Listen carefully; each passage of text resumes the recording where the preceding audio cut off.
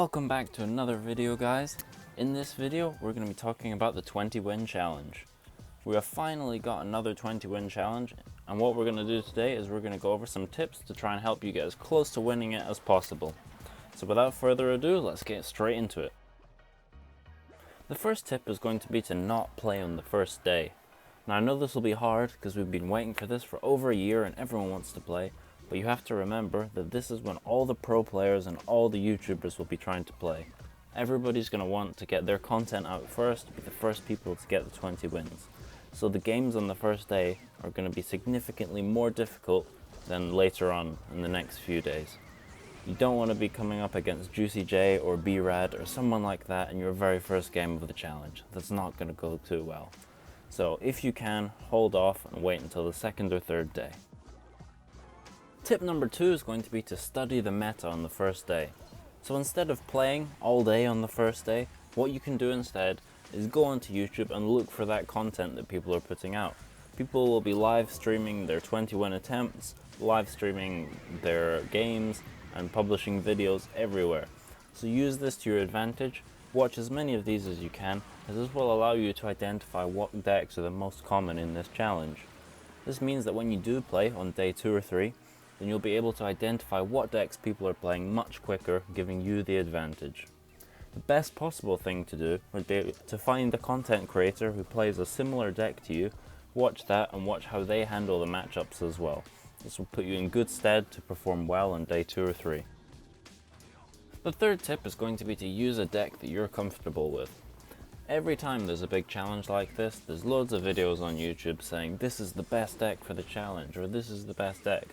And it may well be strong in the current meta, but if you haven't practiced with it, then you're not going to be as good with it as your normal ladder deck, for example.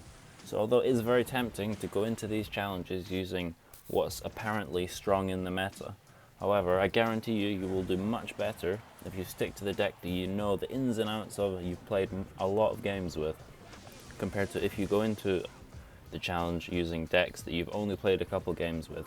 You're not going to know all the key interactions, you won't know how to face different matchups, and things won't go as well. So if you want my advice, just stick to the deck that you know and that you play best with. Tip 4 is to always mute your opponent. I've mentioned this in previous videos, but I do believe it's a very important point. In order to do well throughout this challenge, you must remain cool, calm and collected at all points. If your opponent starts to BM, then even if you don't realize it, you may begin to get frustrated, and this can influence your playstyle as you may start to play more aggressive, causing you to make more mistakes. So don't bother taking the risk, just keep your opponents on mute, and then if you want to, at the end of the game, you can unmute to say well played or BM them if it was a hard counter. But other than that, please keep it on mute. Tip 5 is to break up your play. As tempting as it is to play all your matches in a challenge in one go, this isn't the best way of going about it. Even if you're on a winning streak, it's wise to take a break every 3 to 4 wins. This way that you can remain focused while playing. If you lose a game, try and take an even longer break. Even if you don't feel frustrated because of a loss, it can play on your subconscious and affect your gameplay. So it's best not to take any chances and take a good break after a loss. Our final tip is to remember that you have multiple attempts. In this challenge, you will have a few free attempts, then the ability to re-enter for a small gem fee. So don't worry if you mess up your first attempt, or your second one. As long as you learn something from every loss, then you will be in a much better position for your next attempt. Luck will also play a part in this, as you may just get unlucky matchups or play against really good players. So try not to worry about this too much and just move on to the next attempt. That's all for today, guys. I wish you the best of luck in the upcoming challenge. Let me know how you do in the comments below, and please like and subscribe. I'll see you in the next video.